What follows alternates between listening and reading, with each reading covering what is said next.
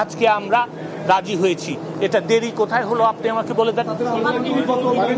একজন কথা বলেন, সরকার কি আদর্শিকভাবে কোটা সংস্কারের পক্ষে যাচ্ছে কি যাচ্ছে না?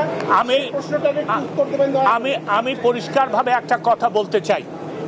আমি এর আগেও বলেছি, আমি এখনো বলছি, মামলাটা আদালতে আছে, তাও সর্বোচ্চ আদালতে।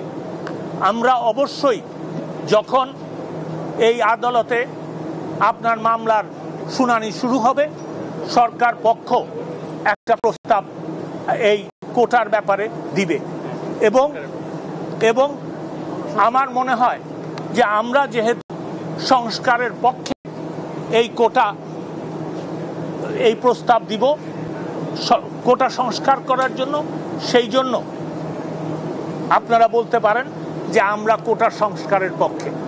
মন্ত্রী, আমরা যতটুকু জানি যে বিচার বিভাগের সর্বোচ্চ ক্ষমতার অধিকারী নির্বাহী বিভাগ, তো এই দেশের এত এরকম বাজে সিচুয়েশনের আগে নির্বাহী বিভাগ কেন সিদ্ধান্ত নিল না? বা আপনারা প্রথম কথা, আমি আপনার প্রশ্নের জবাব দিচ্ছি এবং আপনার সাথে দ্বিমত পোষণ করে আমি জবাব দিচ্ছি।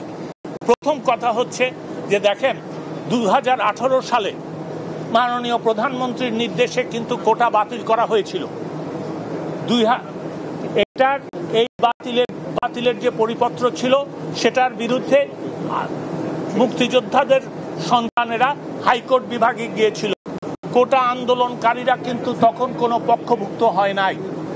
তারপরে যখন রায় হলো, তখন কিন্তু তাদের আন্দোলন শুরু হলো। তখনও কিন্তু তারা আপনার এই আদালতে যায় নাই, তারা আদালতে গেছে। আমি আগেও তাদেরকে সাধুবাদ জানিয়েছি, আজকেও আমি তাদেরকে সাধুবাদ জানাচ্ছি। এইটা কিন্তু আদালত যখন এই রায় দিয়েছে, তখনই এই প্রশ্ন এবং এই আন্দোলনের শুরু হয়েছে। আমি শুধু এইটুকু বলবো যে তাদের আন্দোলনের প্রেক্ষিতে তারা তাদের বক্তব্য বলেছে, আন্দোলন বন্ধ করার জন্য আমরা তাদেরকে অনুরোধ করেছি এবং আদালতে যেতে অনুরোধ করেছি। আদালতে তারা গেছেন, আদালত সিদ্ধান্ত নিলেই আমরা সেটা করতে পারি। বাংলাদেশে আইনের শাসন আছে। আদালতে আপনারা খতিয়ে দেখতে পারেন ইতিহাস, আদালতে যখন কোনো প্রশ্ন ওঠে তখন কিন্তু আদালত যতক্ষণ পর্যন্ত সেটা শেষ না করে ততক্ষণ পর্যন্ত নির্বাহী বিভাগ কোনো এটা নেয় না, সিদ্ধান্ত নেয় না।